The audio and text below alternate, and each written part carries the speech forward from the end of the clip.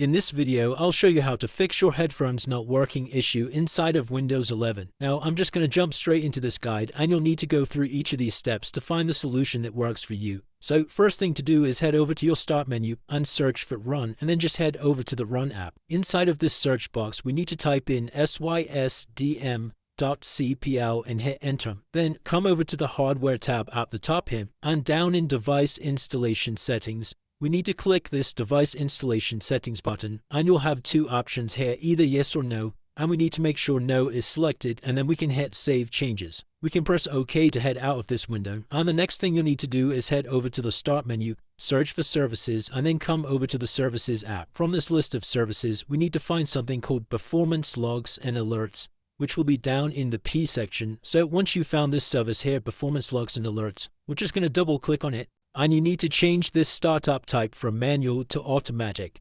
And we can press Apply and OK to save these changes. Then we're going to double click on the process once more, and if the service status here is set to stopped, we're just going to go ahead and start this process by clicking the Start button here. We can then press OK and close out of this window. And the next thing you're going to do is head back over to the Start menu. This time search for Control Panel and head over to the Control Panel app. Inside of here, just make sure View By is set to large icons, and then we're going to come over to this Sound option here and make sure you're inside of this Playback tab. And from this list, we need to come down and locate our headphones. And once you've located your headphones, we first need to set them as the default device. So we can do that by simply selecting the device and clicking this Set Default button here. You also need to make sure the device is actually enabled just by right-clicking on it and selecting this Enable button. Now, this won't be available for me as I currently don't have my headphones plugged in. And the last thing you're going to do is right-click on your headphones, come over to Properties, and inside of here, you should see this Levels tab at the top. And you just need to ensure the volume slider is actually turned up to full,